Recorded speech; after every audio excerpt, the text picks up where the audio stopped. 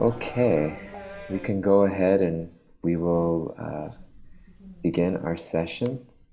And I'll just do some short introductions and welcome everybody, and then we will very quickly turn the microphone over to His Holiness Sacinandana Swami. Thank you all for being here. Thank you for those who are returning from session 1 last week, and welcome to all of those who, if this is your first session of the series, this is a 5-part series on the Panchatattva titled 5 Facets of Divine Truth. My name is Dayal Garangadas, and I'm here with a team of co-hosts who are producing this program on behalf of the Bhakti Center in service to all of you and all of the surrounding yatras in our neighboring area here in the northeastern part of the United States and around the world. This time of year, as we find the appearance days of many of these exalted personalities. We recently had Nityananda Prabhu's appearance day, and coming up this following week we have Gaur Purnim, the appearance day of Sri Chaitanya Mahaprabhu. So we wanted to ask His Holiness Sacinandana Swami, who not only has deep realization and insight into the life and teachings of these personalities, but also has a brilliant way of bringing it very practical into our day-to-day lives. And so we had last week some worksheets that were sent out to you guys, and we'll have some more this week as well, so you can take these teachings into your daily lives. And please do stay tuned to the end. We have another special video for you that we would like to share. So please stay with us till the end. Maharaj will speak for about an hour, and then we'll have about 20 to 30 minutes of Q&A, questions and answers. If you have questions, please send them into the chat to Venkatabhatta Prabhu. He will field all of your questions and ask them to Maharaj on your behalf. And you can let him know if you'd like your question answered or asked anonymously or have your name mentioned. Without any further ado, we'd like to introduce His Holiness Sacinandana Swami, who requires in many ways no introduction. We're so grateful and glad that you're here, Maharaj. Thank you for giving us your time, and we look forward to hearing from you. Thank you so much. Hare Krishna. Hare Krishna. I very affectionately greet you here from Germany, and I'm very much looking forward to the second part of our series. Let me very briefly describe to you the situation here. We are, of course, neighbor to a major conflict, and we are busy in doing what we as monks or spiritual people can do to help. We have yagyas, prayers, we take care, we send devotees with cooking pots who cook for the people who need it, and we are here discussing how to welcome refugees. It is a special time of the year which moves us very much. A time which requires a good response. It is said when darkness becomes more, the light needs to be increased and put into all the areas so that the darkness goes. So as spiritual people, I want, as a spiritual person, I want to today engage all of you in a process of contacting the divine strengths of Lord Nityananda, and we will pray for him that he will empower all of our actions, because my special emphasis in presenting Lord Nityananda will be to obtain his blessings and divine empowerment for everything which we are going to do in our lives. I would like Venkatabhatta to put in our first slide, because right in the beginning I want to engage all of you to chant the pranam mantra of Lord Nityananda. It is, I think, the next slide which will show the pranam mantras. I will chant it, and thank you, and I will request you to chant it along with me. Nityananda Namastupiyam. We will chant in one way. Nityananda Namastupiyam Premananda Pradayine Kalo Kalmashanashaya Janava Pataye Namah. I offer my pranam unto Sri Nityananda Prabhu, who bestows the bliss of divine love, who eliminates the contamination of the age of Kali, and who is the Lord and Master of Janavi Devi. Let us take the slide down, please, and ask ourselves, who is that Lord Nityananda, who is bestowing divine, the bliss of divine love? What is his personality? Well, the scriptures describe that he is the first and foremost of the devotees of Sri Chaitanya Mahaprabhu.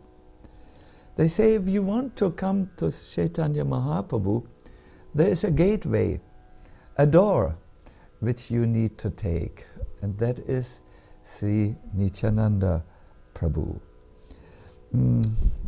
During Chaitanya Mahaprabhu's appearance, his secretary, Swarup Damodar, kept a diary where he wrote about Lord Nityananda, about Chaitanya Mahaprabhu, as an eyewitness, so to say. He was there when this most recent incarnation of God was spreading a flood of love. And he wrote, what is the function of all the members of the Panchatattva? What is their role? What did they contribute to that, let us say, flooding of the world with love of Godhead, which started with the Panchatattva? And he said, Nityananda is especially spreading the bliss or the ananda of prema. Love has many aspects, and one is this huge joy, this overboarding joy. It will become a little bit clearer what he meant when we hear a few eyewitnesses who saw Lord Nityananda. What did they see? Well, I have made a note of these eyewitnesses' report, and they said, this Nityananda smiled constantly, and there was an uninterrupted flow of tears of love that came from his lotus eyes. These tears soaked his entire body, and those who were fortunate to stand near to him experienced that these tears came sometimes like water that was sprayed from syringes on them.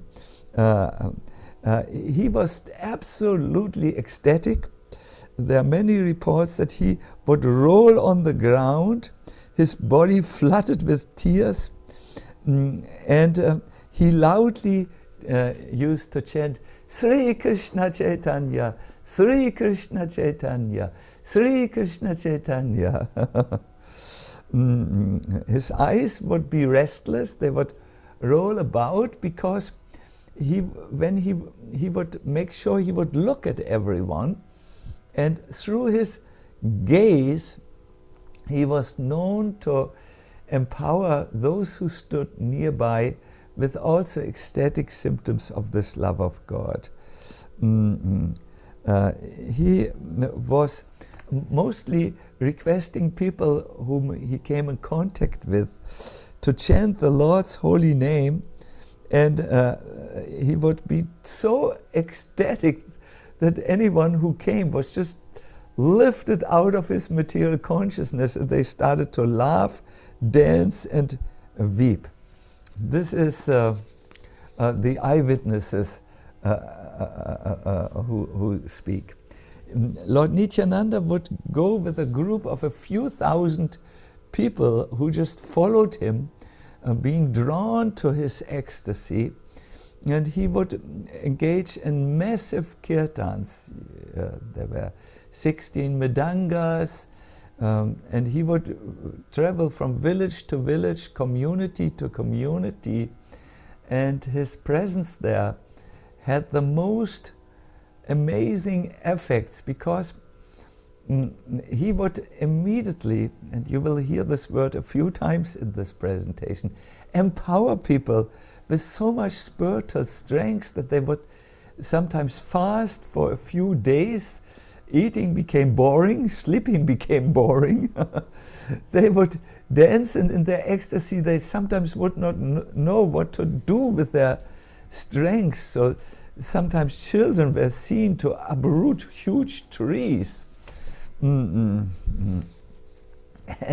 they would climb trees and dance on the branches.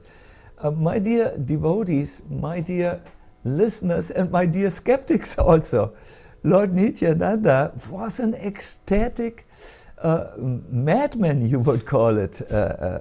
He was one of these God-intoxicated saints who had such a profound effect on the consciousness. Here's another eyewitness, overwhelmed with ecstasy. Nityananda Prabhu roared like an intoxicated lion.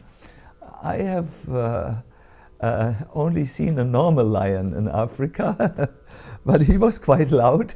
So this was a very enhanced loudness.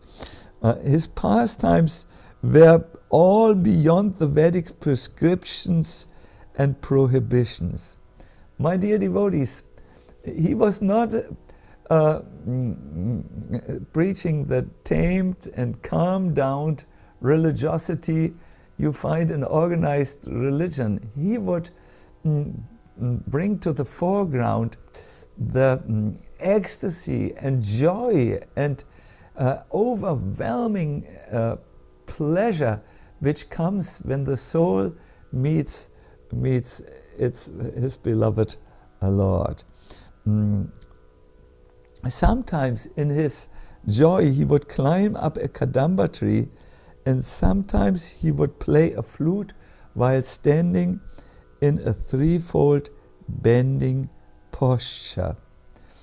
I admit that for people of the 20th century, these descriptions are challenging, but what if we have developed into a mode of living that is unnaturally depleted of spiritual ecstasy? What if our civilization, on which we are so proud, has taken care of everything else than the joy of the soul? These are some questions which need to be looked upon.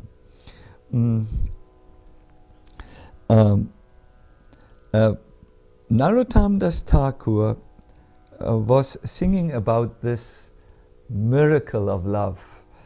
Ha Prabhu Nityananda Premananda Sukhi Kripavala Chanakaro Ami Bado Dukhi.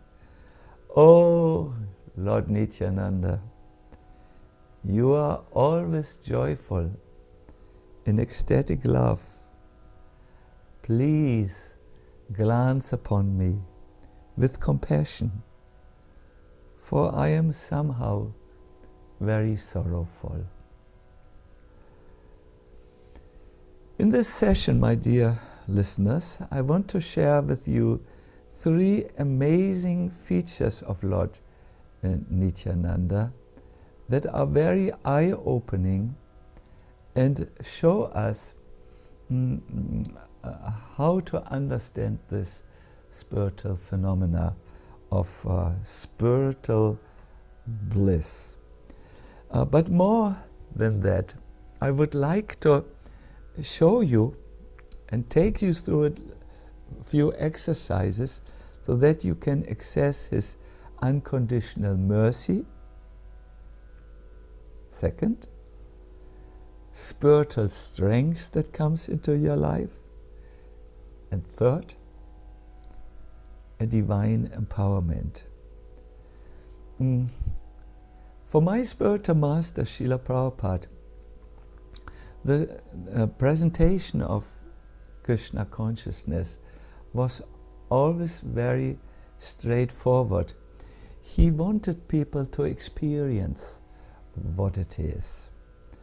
Yes, it is good to hear philosophy, because then our intellect can get a direction in which it can search, but ultimately we need an experience, because it is the experience which transforms our heart. It is the experience which proves the reality of spiritual existence. So the mercy, the spiritual strength, and the empowerment are 3 types of experiences that we can get or make in the association of Lord Nityananda. After all these years, we may still feel we lack this joy-filled bhakti in our heart. After all these years, some of us might feel even, will it be possible for me to obtain this joyful and in a way ecstatic God realization. And after all these years, we may take courage that yes, all these experiences can be made if we can obtain even a drop of divine mercy. Unconditional mercy helped 2 personalities who came in contact with Lord Nityananda. This unconditional mercy helped Jagai and Madai. They were 2 drunkards of Navadvip who were violent. It is reported that they engaged in thefts and in rape, and they had fallen totally from the Brahminical platform. After they met Lord Nityananda, who gave them his unconditional mercy, they chanted 3 lakhs of holy names. That means 196 or 92 rounds a day, and they became inspired devotees whose association was looked after by advanced sages.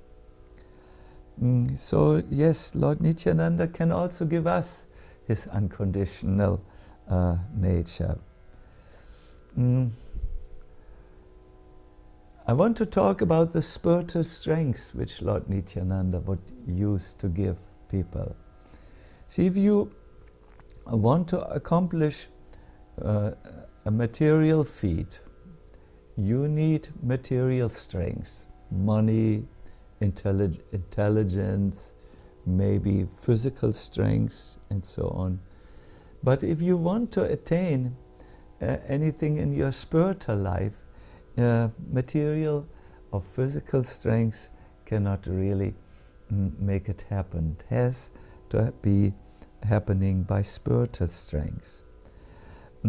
Nayamatma balahine nalapya Without the mercy, says this text, and strength of Lord Balaram and Nityananda, you will never understand your spiritual identification. You will remain totally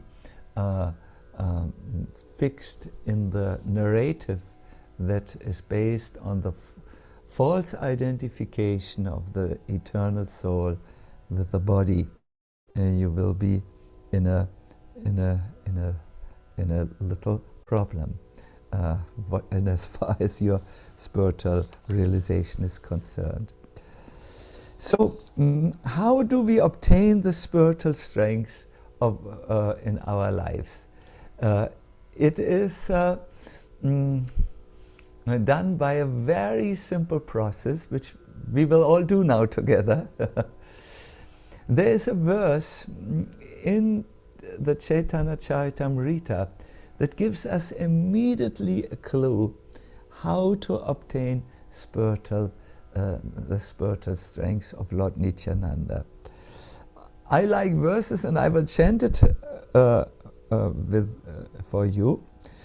Prema Matta Nityananda Kripa Avatara Uttama Adama Kichu Nakare Vichara. Yes, we have it there. We can chant it together. Prema Matta Nityananda Kripa Avatara Uttama Adhama Kichu Nakare Vichara. Ye age padaye tare karaye nishtara ateva nishtari lamo hena duracha. The translation, which we will see in the next slide, because Nityananda is intoxicated by ecstatic love and is an incarnation of mercy, he does not distinguish between the good and the bad. He delivers all those who fall down before him. Therefore, he has delivered such a sinful and fallen person as me. So this is what is required. You need to surrender. You need to have a vision of reality and really take on a humble position. I remember how difficult it is to surrender and fall down.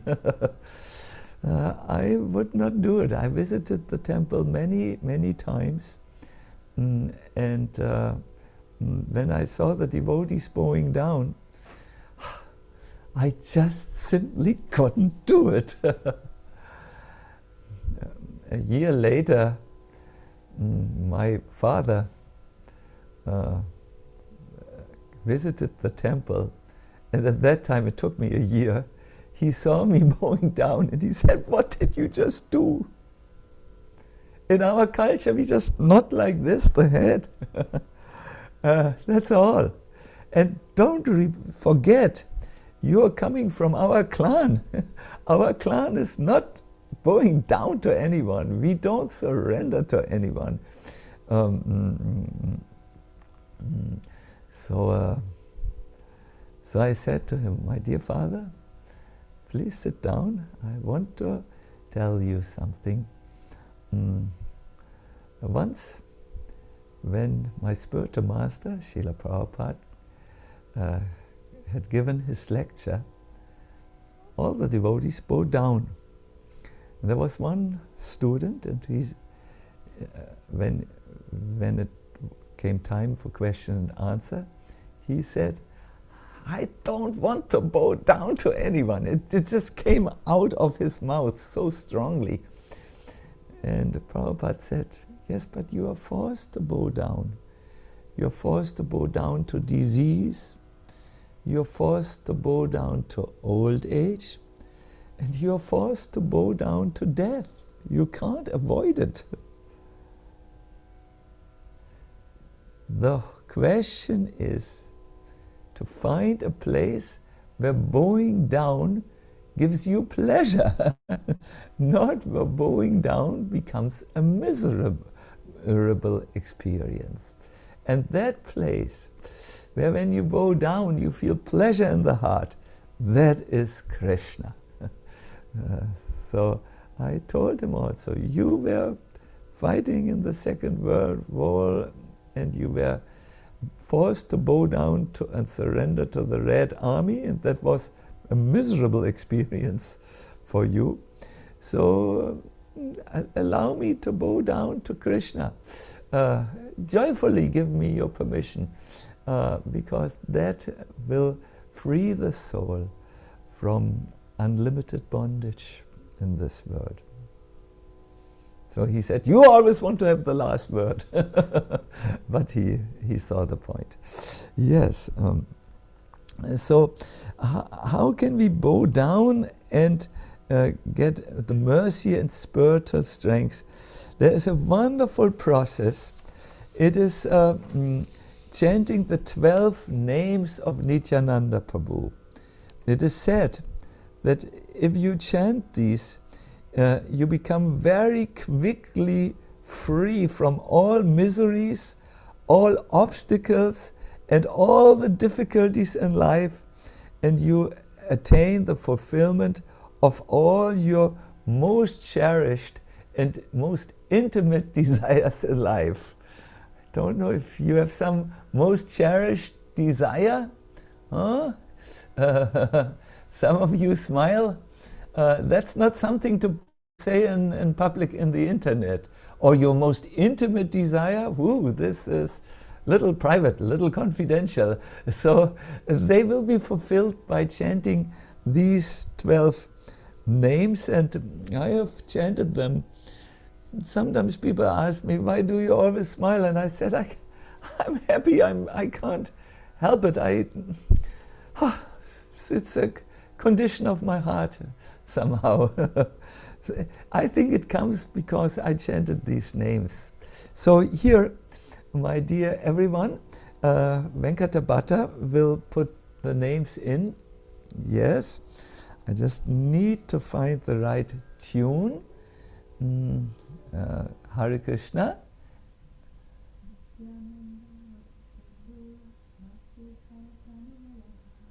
Nityanando Vadutendur Vasudha Pranavallabha. So this is the tune. Please everyone join me. Nityanando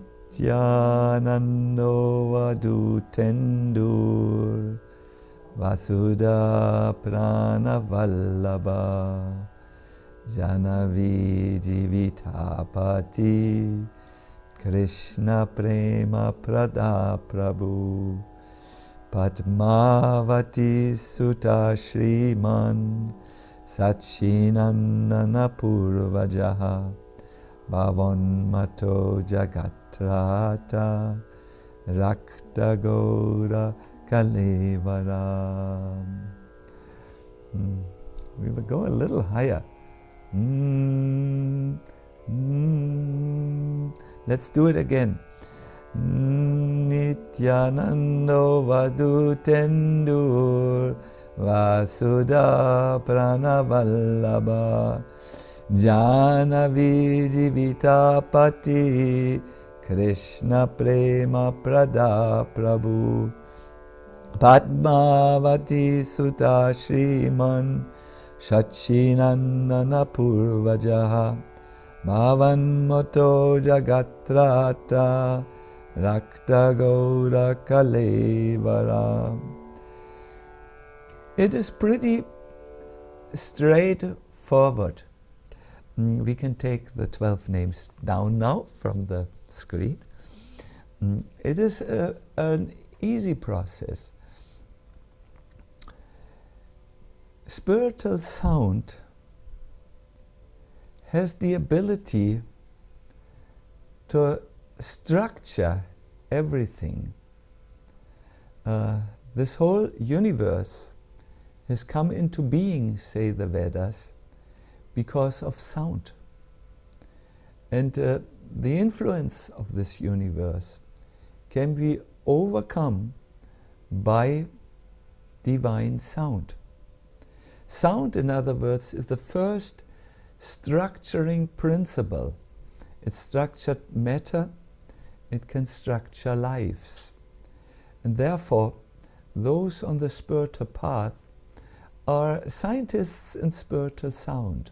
They know how to apply the spiritual sound in such a way that it has tremendous effects on their personal life and also on the lives of others. I remember I was once with a group of monks chanting in Heidelberg, and without me knowing, we had a walking procession where we chanted kirtan. We came in between a demonstration. On one side there was a policeman, and on the other side there were young people who demonstrated. I forgot for what they demonstrated. But what I remember is the policemen were all dressed like soldiers who were going to war with huge shields and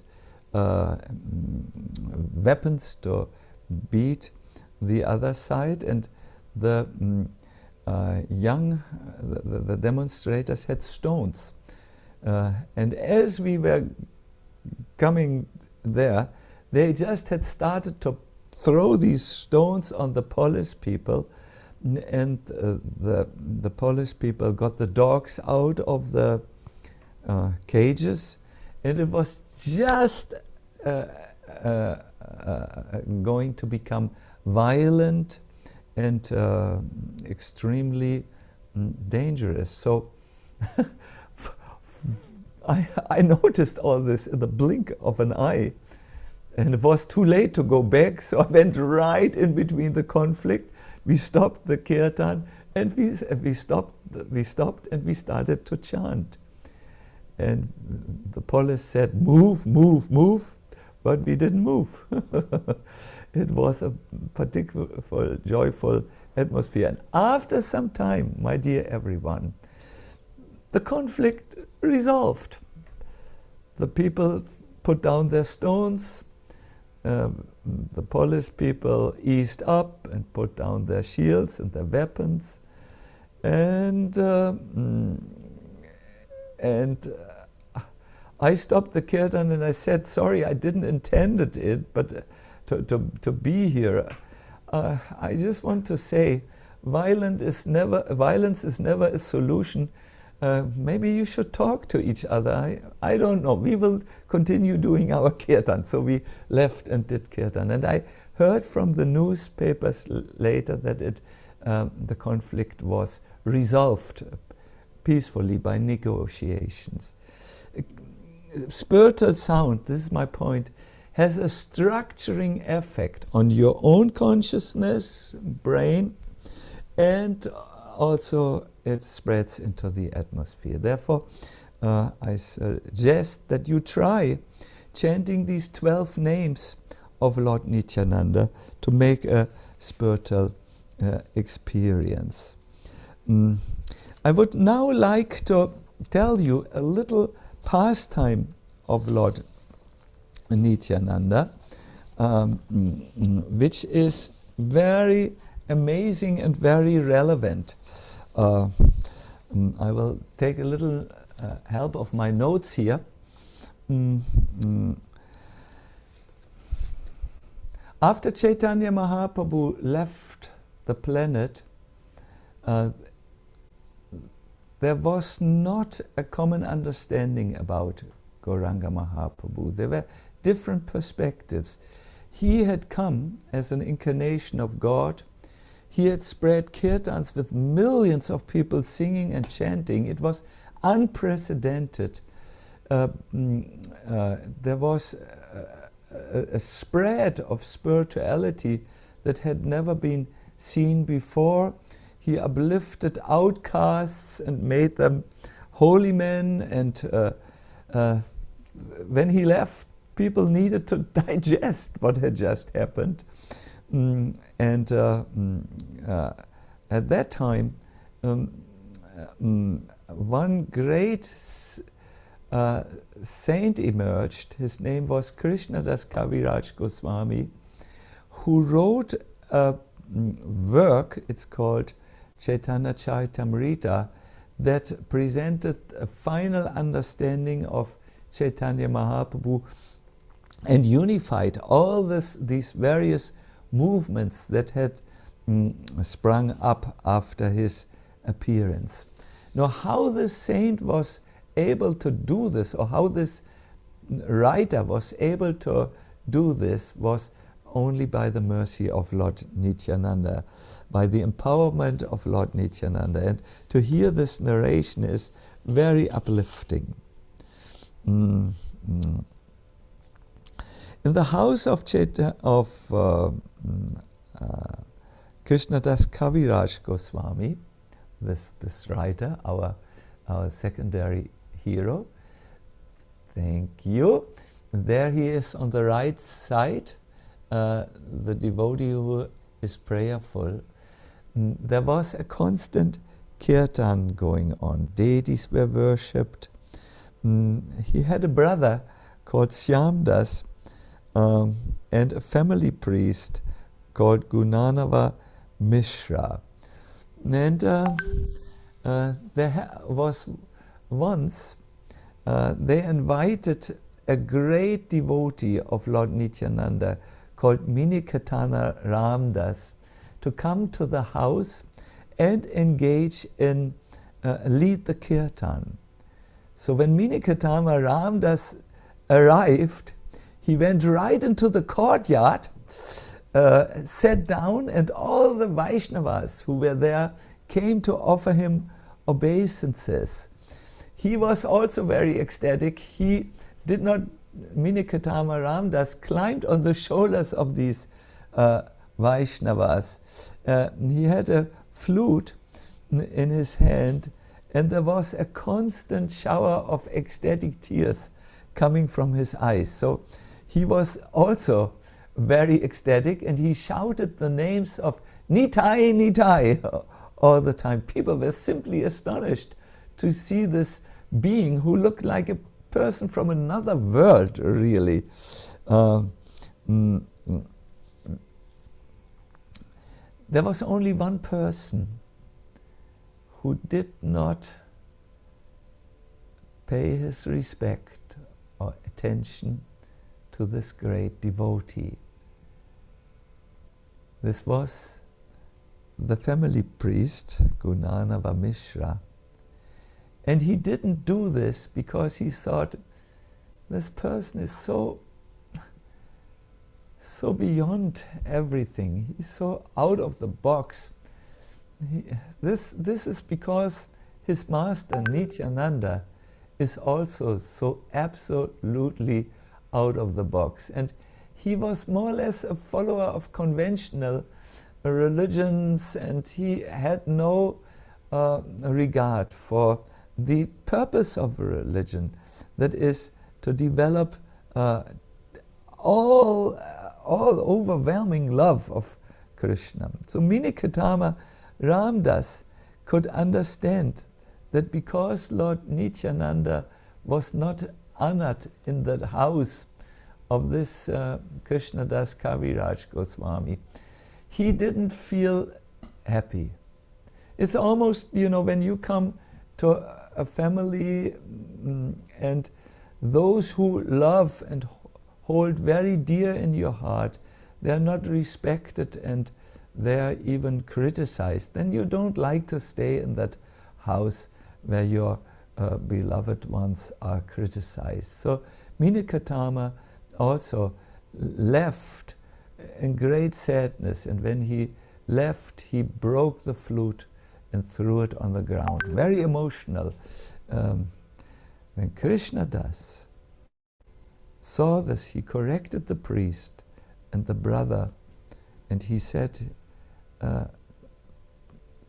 you have to understand, Lord Nityananda is a divine personality, and you can't accept just Chaitanya Mahaprabhu and not Nityananda. They are like brothers, and so on. Then he went to bed and he felt very troubled. Krishnadas Kaviraj thought, my brother and the family priest have made a great offense against a great devotee. Now I do not know what will happen to our family. Now doom is going to come. So as he slept, as he went to bed and fell asleep, he had an amazing experience. That night Nityananda appeared to him because of the good quality of putting the wrong right and chastising the brother. And he said, Uta, Uta, arise, arise, O Krishnadas. And this is what you see in this photo. Krishnadas has gotten up from bed and looks at Nityananda. He saw the most wonderful personality who looked like Cupid, the god of love. He had a darkish complexion. He was shining like millions of moons. He was dressed in blue silk. He had a turban, a golden earring. There were associates on all his sides who were dressed like cowherd boys. They had horns, they had flutes, and Lord Nityananda whirled a red staff and called out in a deep voice, Krishna, Krishna. There were bees swarming around his lotus feet, and Krishnadas Kaviraj looked at him and couldn't understand what he was seeing. Nityananda then spoke to him, don't worry a bit. Go to Vrindavan, for there you will attain all things which you desire. Then he directed him with his hand, and I think on this painting you can see the left arm of Lord Nityananda showing towards Vrindavan. It goes like this, oops, like this. Sorry, it's very difficult for me to show. Go to Vrindavan, because there you will obtain all the desires. When Krishnadas Kaviraj Goswami woke up in the morning, we can take down this photo now. When he woke up in the morning, saying Shan at that very moment, he went to Vrindavan. And this is the first lesson when you want spiritual empowerment of Lord Nityananda. Be detached from your own plan and be open, become open to the Lord's plan. The first lesson in spiritual empowerment is when one door closes in your life, have faith that somewhere else another door or two other doors have already been opened for you. If you try to run through the door that is closed for you, bring a hammer even, and do everything in your power to break through that door, you will just run with your head against the door and against the wall. Be detached from your own plan. Then you can see the opportunities which have been, which are always there and which are much better than your own plan. So Krishnadas Kaviraj is teaching us the first lesson for someone who wants to be empowered, to be detached from his or her own plan and open to the divine plan. Then Krishnadas Kaviraj went to Vrindavan. He arrived in Vrindavan and he had nothing. He had left everything, family, home, what was he seeing there? Vrindavan at that time was just starting to become the epicenter of Vaishnavas. The Gaudiya Vaishnavas, the devotees of Chaitanya Mahaprabhu, used to assemble there, and in a temple, the temple of Govindaji. And what would they do there? They would listen to Lord Chaitanya's pastimes. We can imagine, some of them had seen maybe Chaitanya Mahaprabhu, but others had not seen him, but they all had heard about him. So they were listening to his pastimes from one book. The book is called Chaitanya Mangalam. It was called like this, now it's called Chaitanya Bhagavat. But unfortunately, this book, which they were reading over and over again to nourish their discussions about Chaitanya Mahaprabhu, only dealt with the early pastimes of Lord Chaitanya. There was not much information about what Lord Chaitanya did after he left Navadvip and his home and took sannyas. And so Krishnadas Kaviraj Goswami came there, and in his heart he had a great desire to be useful to those devotees who were sitting many hours a day and talking about Lord Chaitanya, singing kirtan, worshipping the deity. And he had this desire, I want to somehow, in this new life which is there for me, I'm now together with these devotees, I left my hometown, I want to be of service. And this is the second lesson which every one of us needs who wishes for divine empowerment. Have a strong desire to serve. If it is not strong, your desire at the moment, you need to be with those people who have who do a lot of service, and this will infect you. So Krishnadas Kaviraj had the desire, I want to give them subjects to think about, to read about the Lord Chaitanya's later pastimes. But he felt very unable to do this. I think when we look at our spiritual desires, yes, we also think, am I really able to do this? Could I really invite people to my home and make home programs? Could I give a lecture in CBN News? I think that's CBN or something like this. American news. Could I really do something which is beyond what is possible for me at the present moment?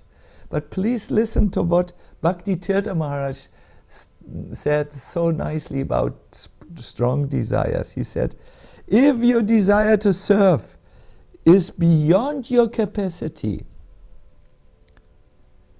but still you act without hesitation, that is the moment where divine empowerment takes place.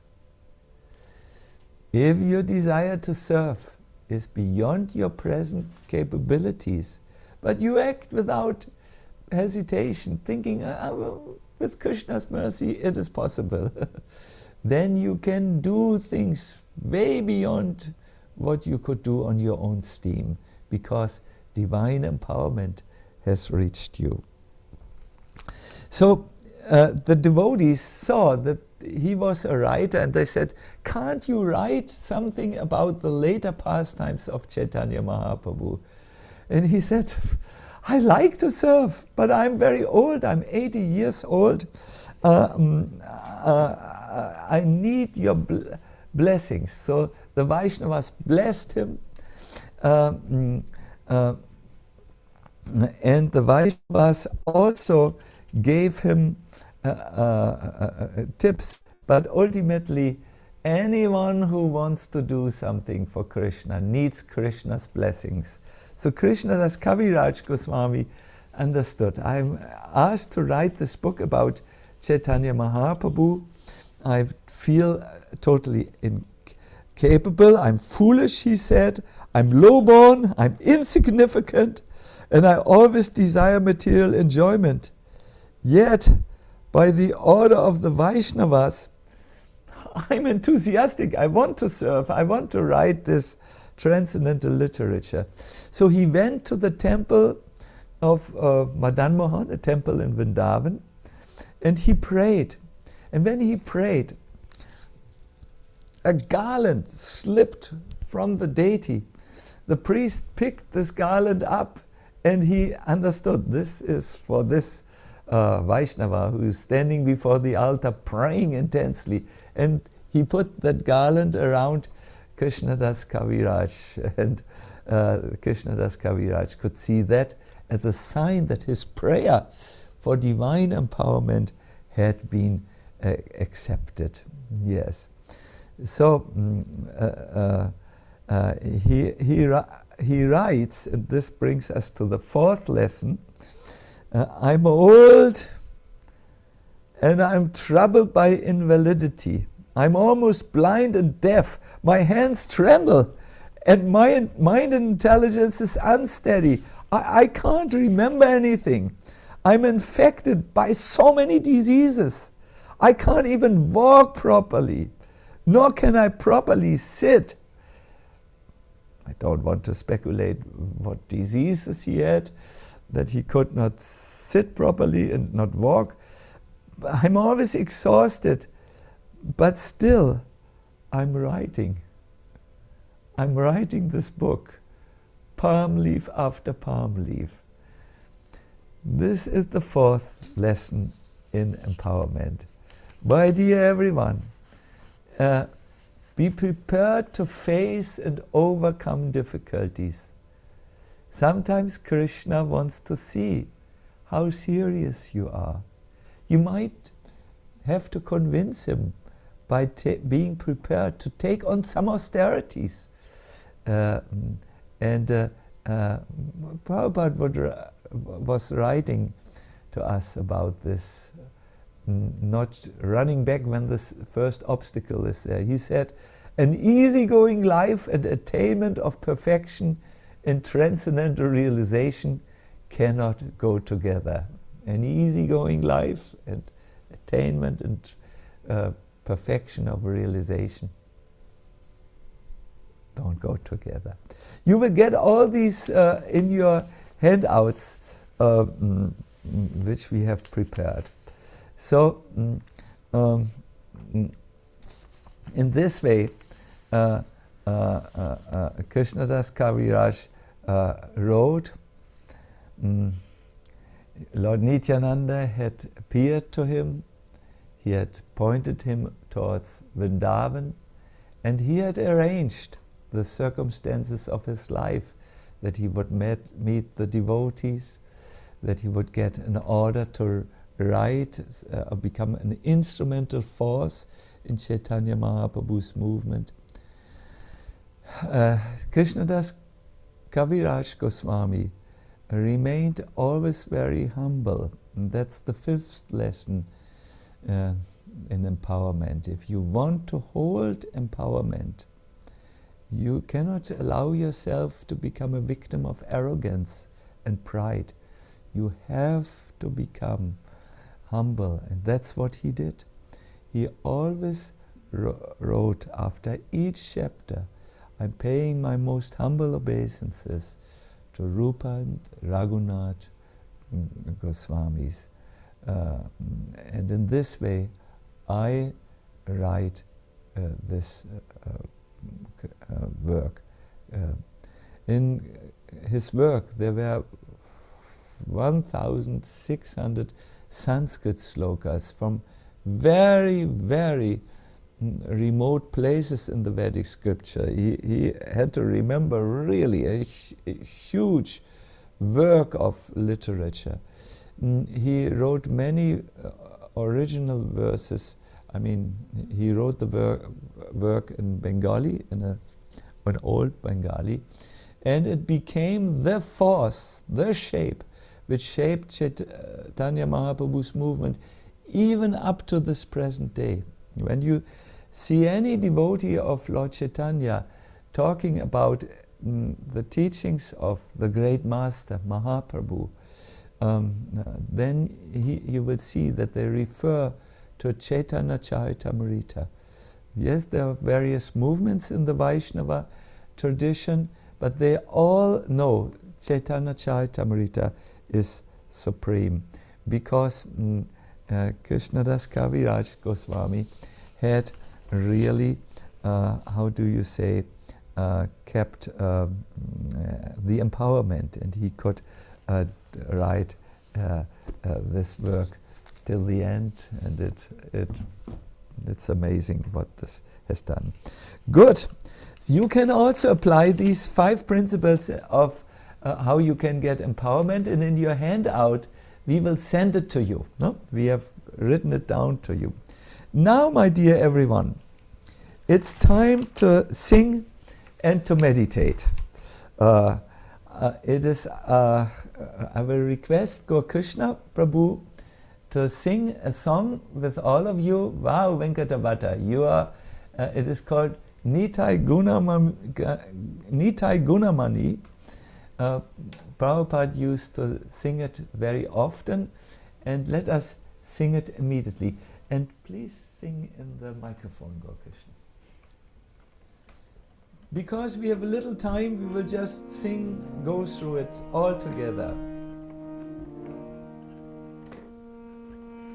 Nitai Gunamani Ama Nitai Gunamani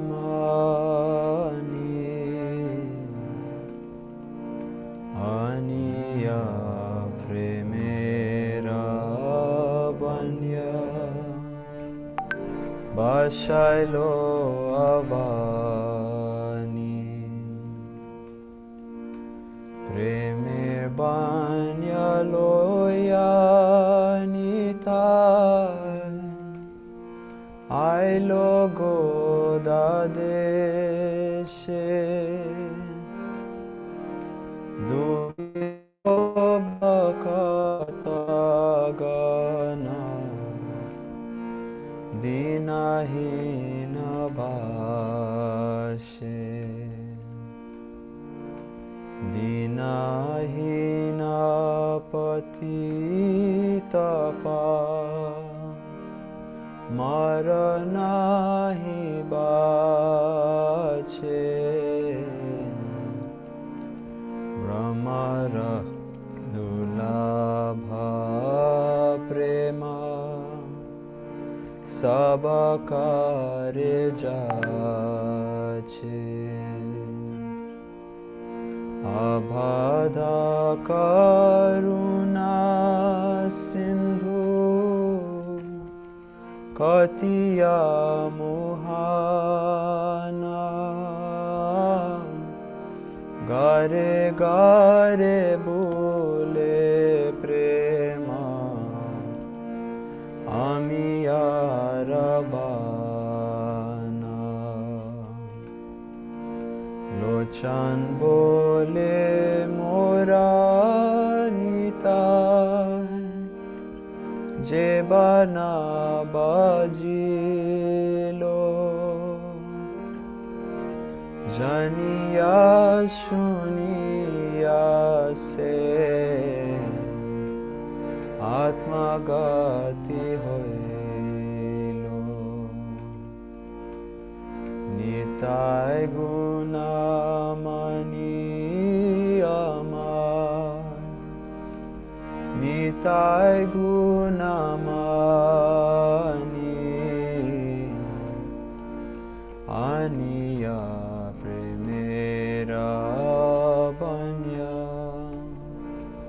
Bashailo avani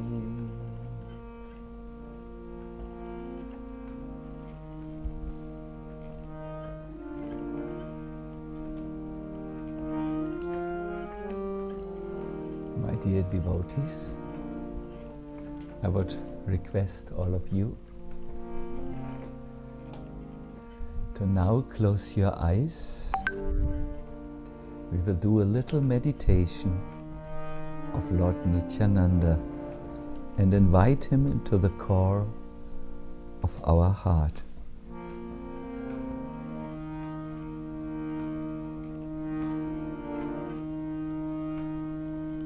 Please relax your body. First the legs,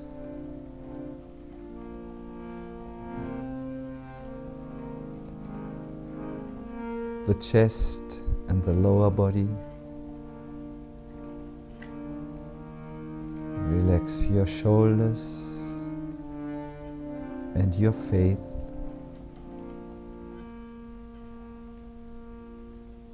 Take a few deep breaths.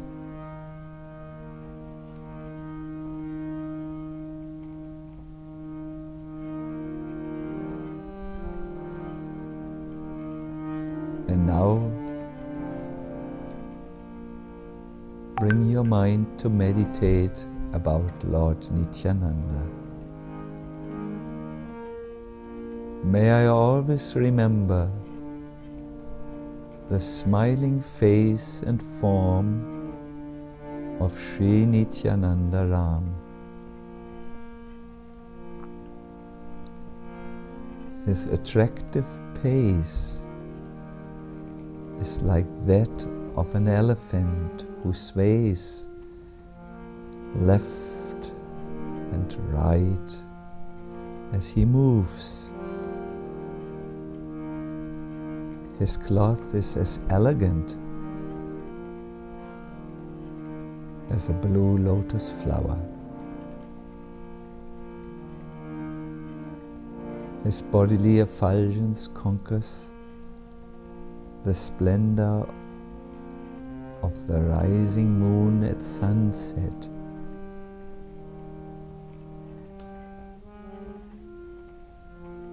His love-filled eyes look like bumblebees. Meditate about the smiling face of that Nityananda.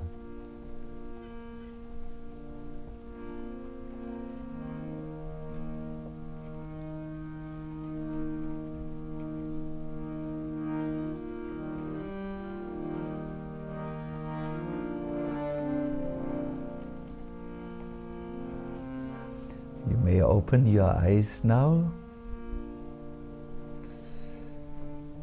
Take a few deep breaths and settle into room awareness.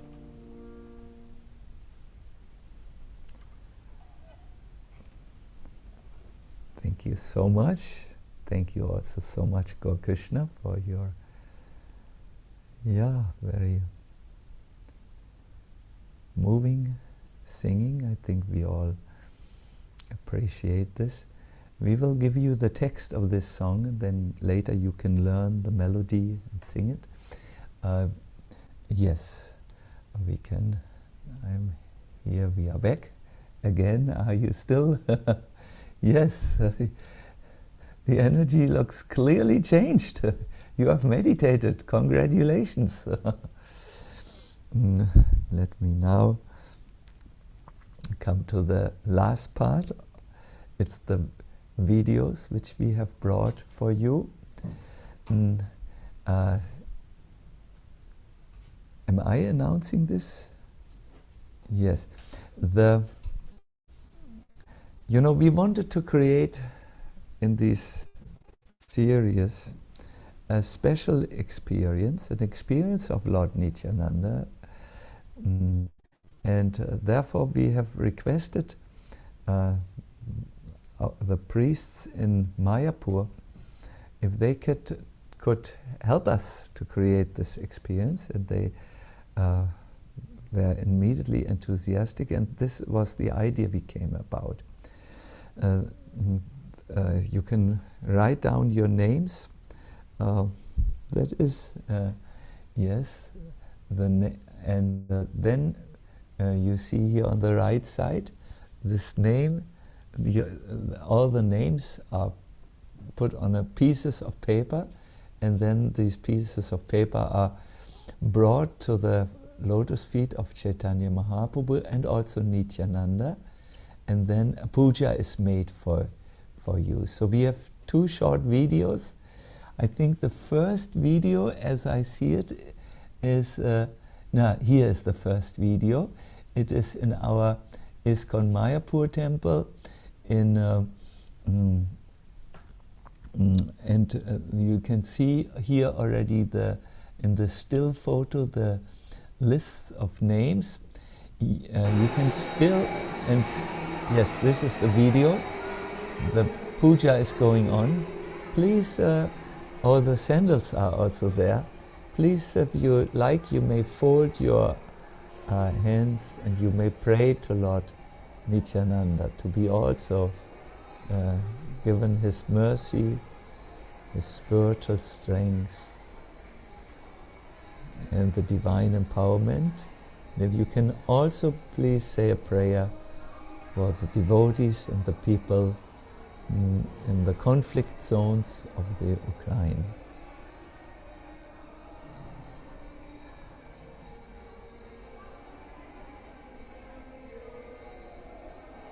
Wonderful, wonderful. So then our second video will show the house of Nandanandan Acharya. That's the place where Lord Chaitanya met with Nityananda for the first time, and where they for the first time were acting as Gaur-Nitai. And we have also given a list, the same list of names, and they are offered at the lotus feet of Nityananda, and a puja, an arati is going on, as you can see.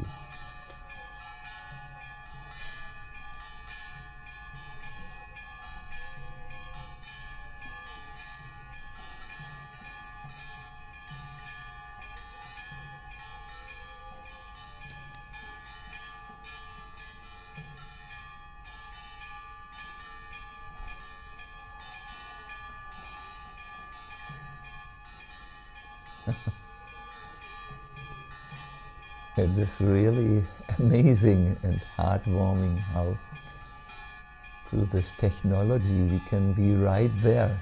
You're right here in the ceremony. Haribol.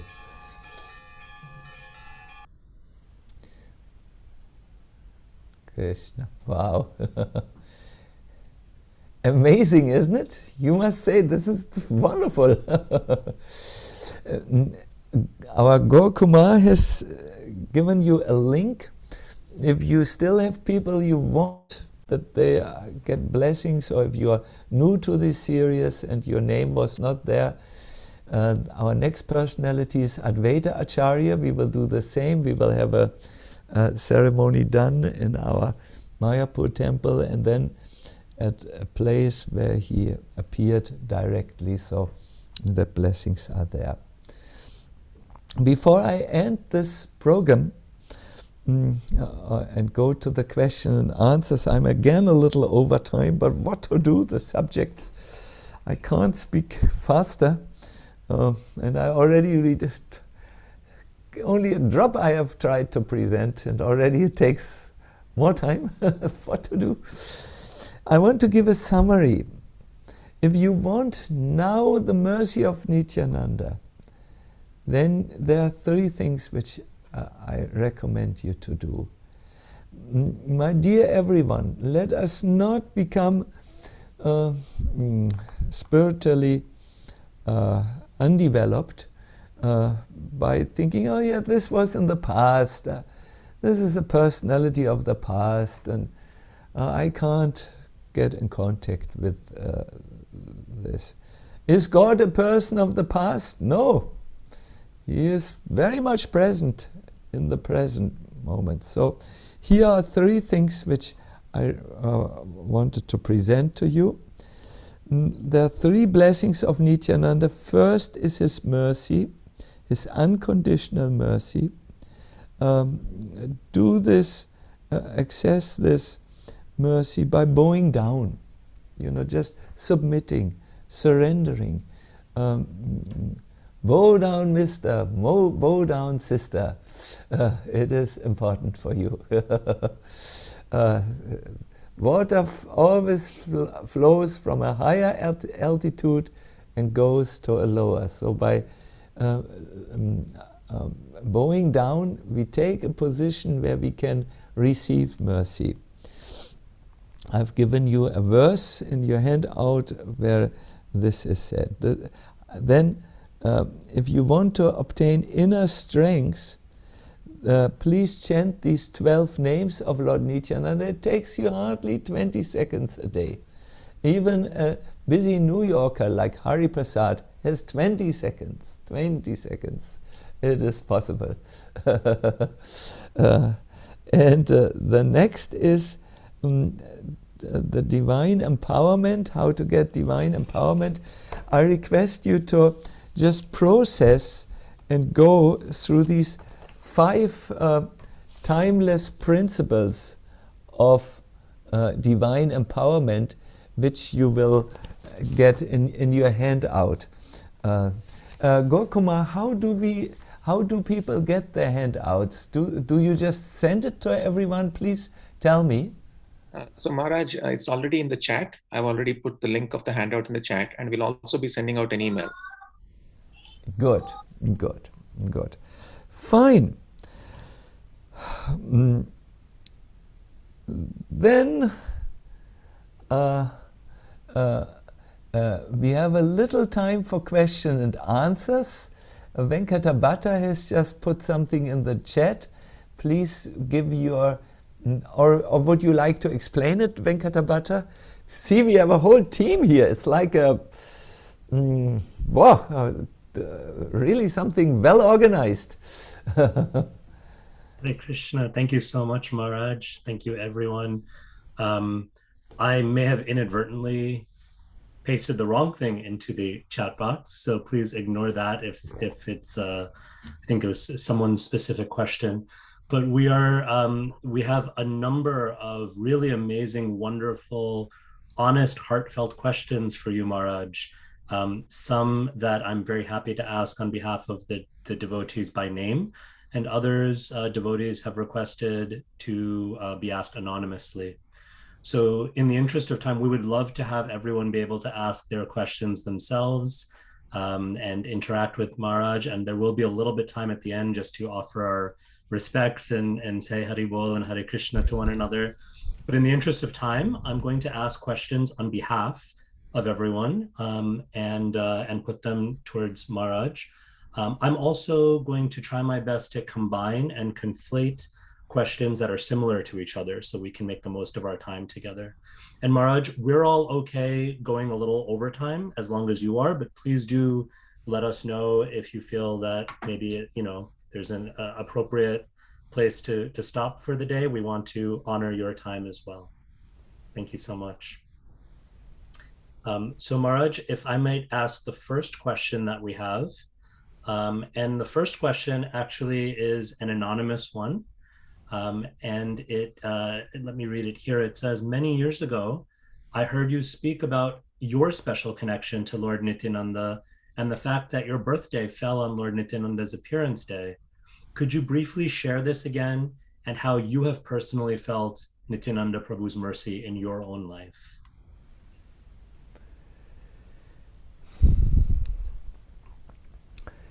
Yes. Once I asked a person who is able to make astrological calculations about my birthday, and he came back and said, you were born on the same day where Lord Nityananda appeared. So I was overwhelmed with happiness. You feel just very good when you are having your birthday. You hope there is some blessing in your life.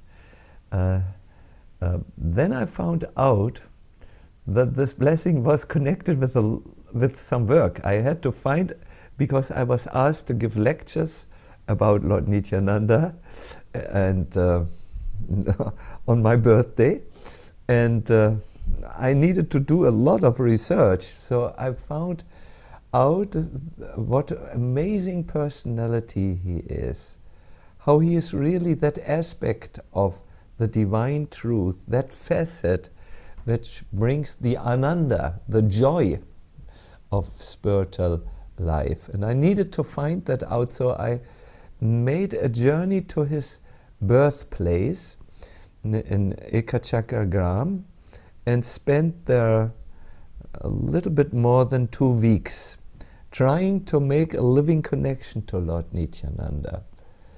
I must say, I was all by myself because I thought this is the deity of my.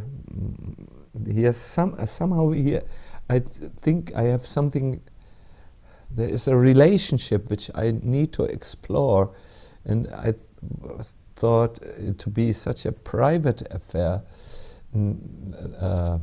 which was going deeply into the innermost core of my existence. The time when I was born was his appearance day.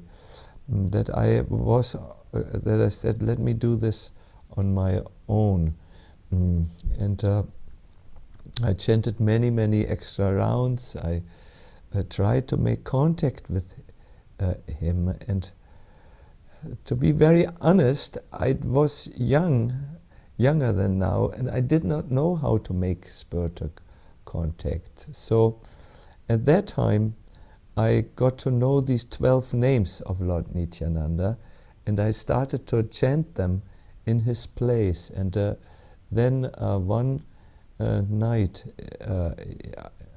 I can only say it was a very divine encounter which happened then. And I must say, from that time on, something changed. I became a happy individual. I was not happy before. I come from my family background. I'm a post-war generation person, and they are normally not so happy. They have some trauma or some difficulty. But I did change, and my whole life took on a very joyous nature. And even when there were obstacles, which I have seen also, health obstacles, misunderstandings, the normal things we all go through in this world, I never lost that connection to that divine encounter, I would say, which happened in Ekchakragram. Yeah. So that is all what I can say, because super private things cannot be told in internet. But when we meet in the future, I can maybe say more. When the questioner, when the person who put this wonderful question meets me, we can talk more. Good. Thank you so much, Maharaj. We so much appreciate you giving an insight and showing by your own personal example how Lord Nityananda is acting in our lives even today. It's such a powerful point. Thank you. Our next question comes from Shahana. Shahana asks, I don't think I have done anything as bad as Jagai and Madai in this life. They were not even looking for the Lord's mercy, and I think I'm actively looking. And yet, why haven't I gotten that mercy that they got?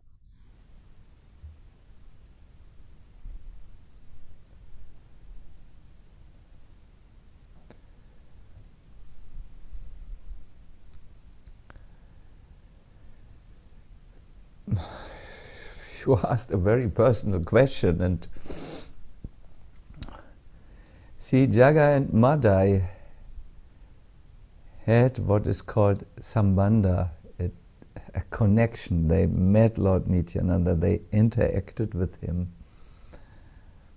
And I believe, personally, it is in this sambandha, which means a relationship, where the whole key to a spiritual fulfilling life lies.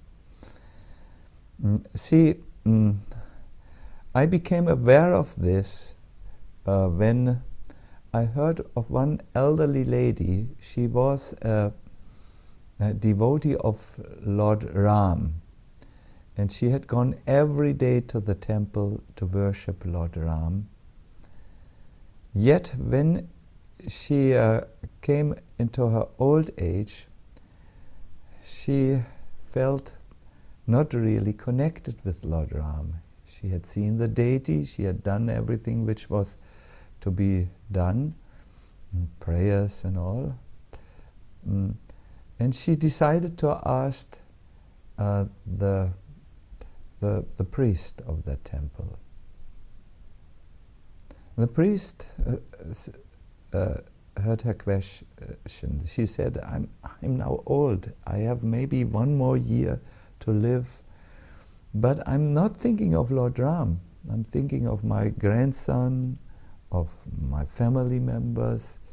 I'm thinking how to put everything in order. My mind is not satisfied and rested, does not rest at Lord Ram. What can I do? So the priest thought, this is such an important question. And he said, can you please come back tomorrow? I want to have the whole temple and the whole ashram there when I try to give an answer to your question. So the next day this lady came. The temple was full of the congregation, and the priest explained.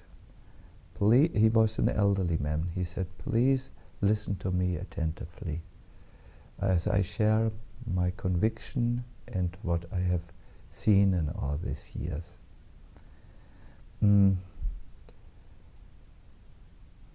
This lady has asked a question which I think many of us have. How I feel I have not yet obtained any mercy and anything. What is the cause and how can I correct it? And he then said, has anyone ever told you, he spoke to this lady, who Lord Ram is, how he feels, how he thinks, what is his mood? Have you, when you done your many things, ever thought of him as a person, as the most dear person, and understanding how he thinks, how he feels, what is his mood? Only when you can enter a close relationship, in Sanskrit sambandha, then you will have the spiritual experience. And Shahana, believe me, I'm giving retreats all over the world and on the holy name, and I meet many who ask me, how could it work for me that I chant with devotional feelings and and that my heart gets transformed. And I always tell them, you must chant with the relationship. When you chant the holy names, you must be mindful of the person whose names you are chanting. You can look at him, you can draw your mind back, you can read about him, you can listen about his glories, and all this must be present. You know, when you have a meaningful conversation with anyone, you know this. You need to become personal. You need to be there for that person. You need to, how do you say in your English language? You need to attend to this person. You need to be mindful of his sensitive feelings and so on. And then an amazing relationship can develop. But if it's only a Facebook relationship, you know, a Facebook like, what does it mean? That doesn't mean anything in real life. No? So yes, you can follow many, many years a particular spiritual movement or a religion and so on, but only when you make that point of sambandha, relationship.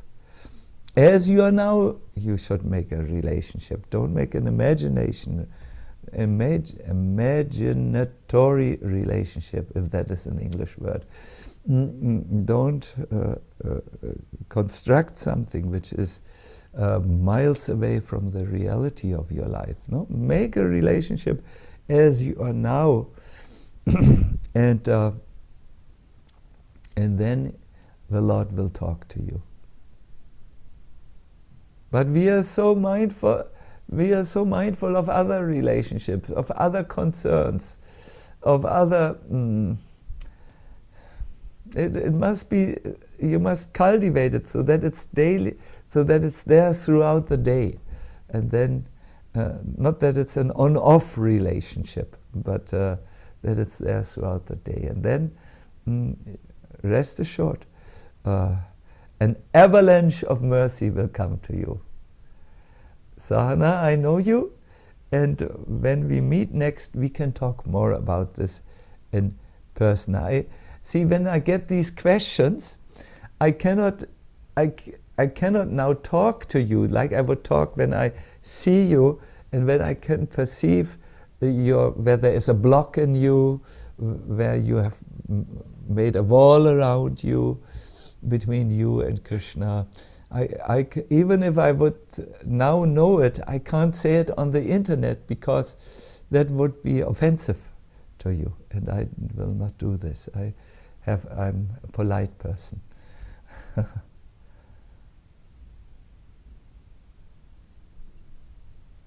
All right, our next series of questions are around the wonderful strategies and steps you gave to access divine empowerment.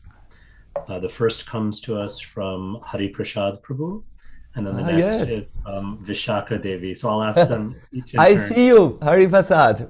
You are there in the small window, and I see your parents as well. Yes, please say. Joyous family. So Hari Prasad Prabhu asks, how do we become detached from our plan when our plan is a spiritual commitment we've made to Krishna, like a prayerful promise that gives us hope? When it doesn't work out, it can be heartbreaking or even have spiritual consequences.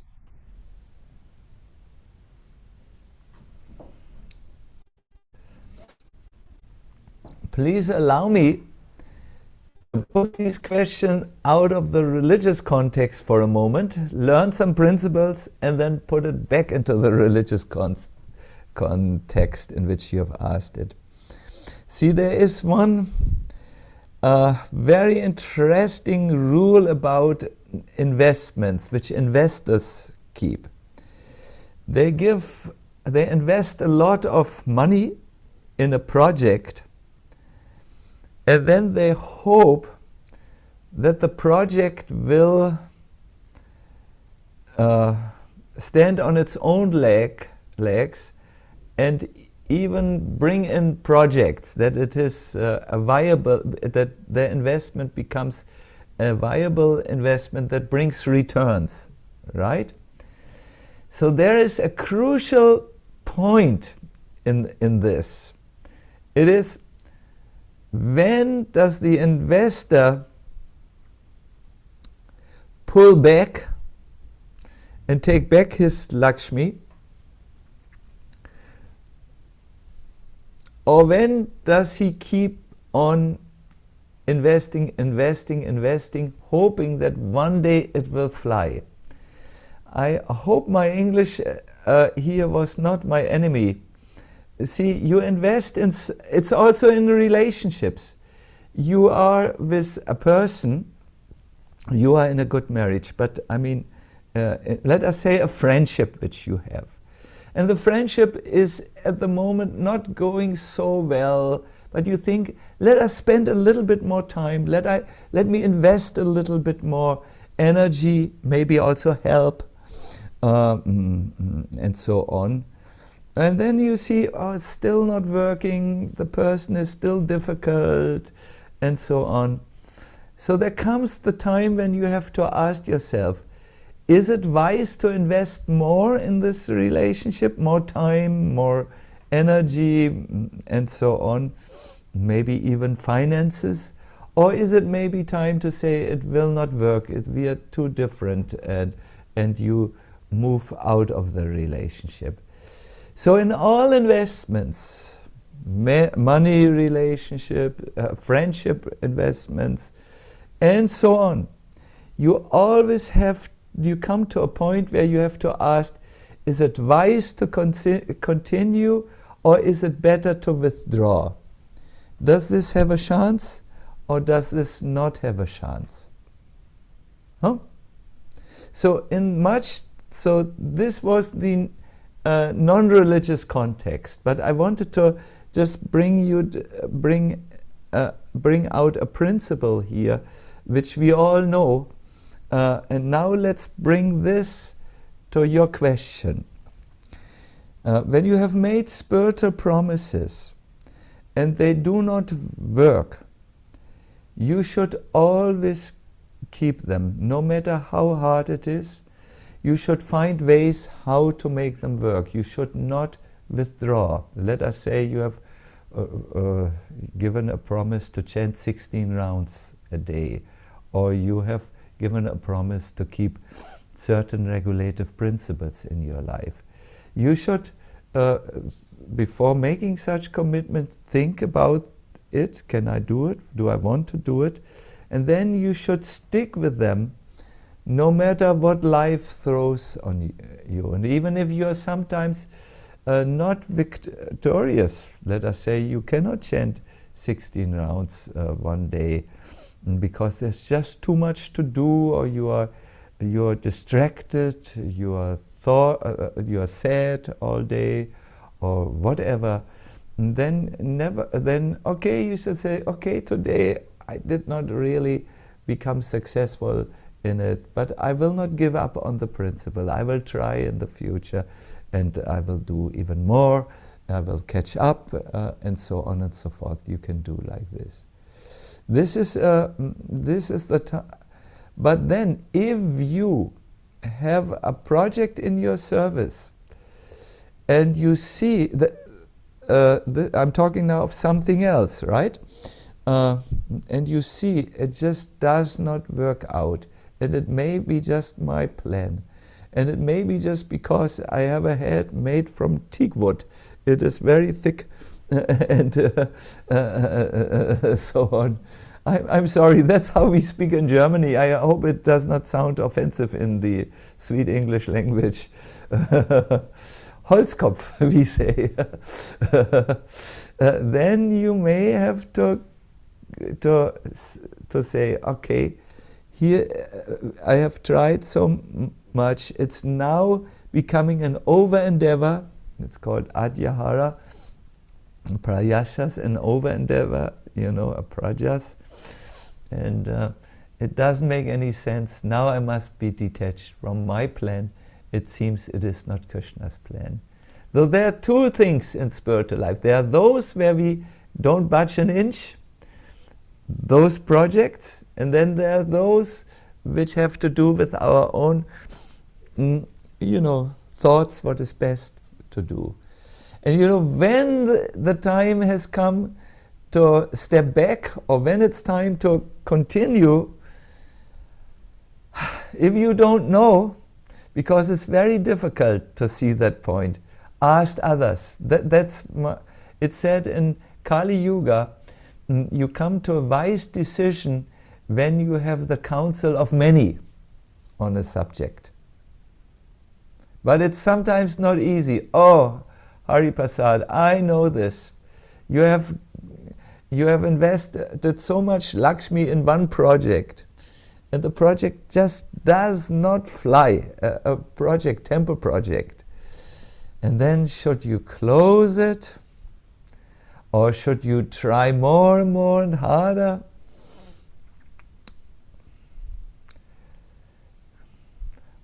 I would say close it only when it's absolutely sure that it will never fly.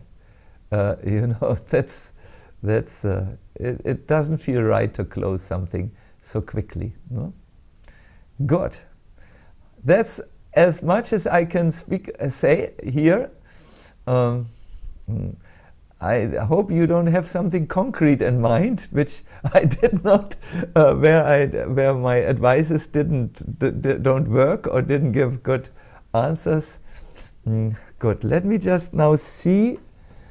Yes, I think what we should do is maybe we should have one more question, Venkatabhata, one final question, and then end. And I will be very quick in answering the question. Perfect. Thank you, Maharaj. And we want to apologize to all the devotees who asked so many wonderful questions. We weren't able to get to them this time. We do hope that in future sessions, you will have opportunities to put your questions forth. For this final question, I want to ask a question from Vishakha Devi, who asks in a similar vein, when it comes to accessing this divine empowerment, she asks, how do we simultaneously work on our own advancement and put forth our own endeavor, and yet also be ready to open the heart to accept mercy without falling into the trap of thinking ourselves the doers or the controllers? Do you know which Vishakha it is? Is it the Vishakha from who's the temple president in Bhaktivedanta Manor, or is it another Vishakha? Do you know?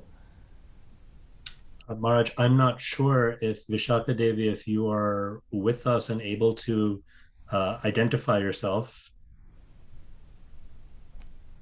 Vishakha from Germany.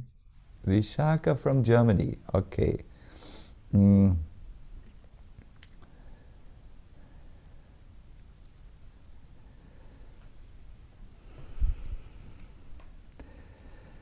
There is a very simple formula which works very good. Do your best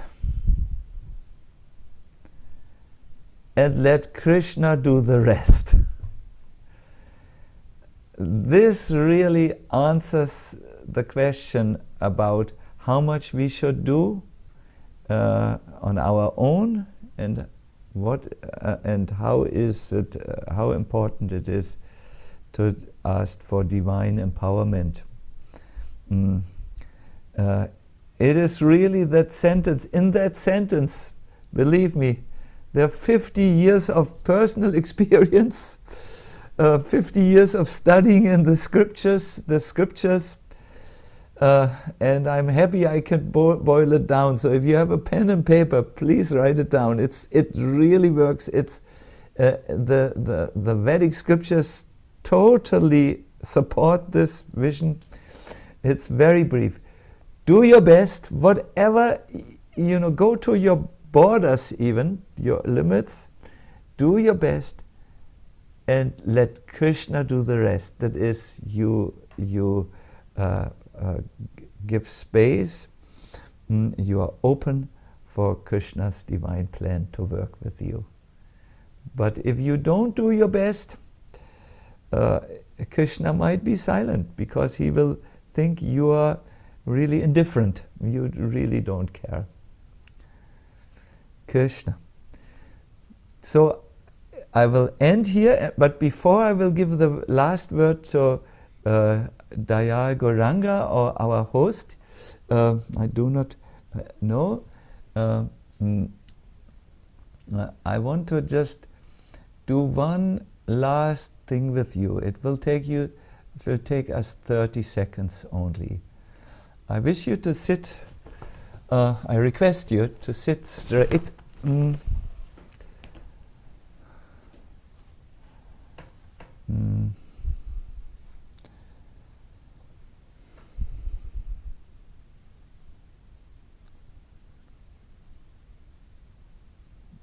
Please take a few relaxed breaths and close your eyes.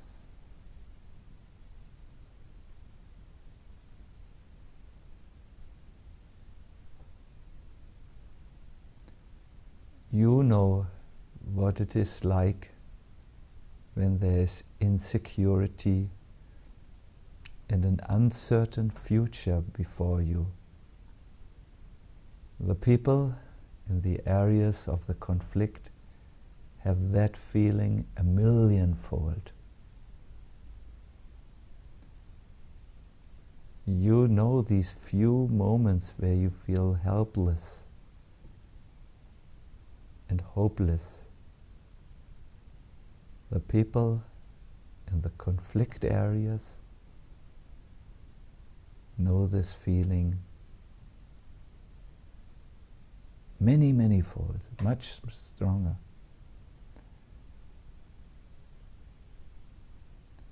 You may have been once or twice in a situation where you're very hungry and very thirsty. There was no food and no drink. The people in this conflicting area know this feeling very much. So I request all of us now to send a heartfelt prayer to the Lord that all these people will be helped, that there will be peace in their heart, that they will be free from pain, that they will not lose their hope. Please say your personal prayer. I will tell you when the time is over. Start now.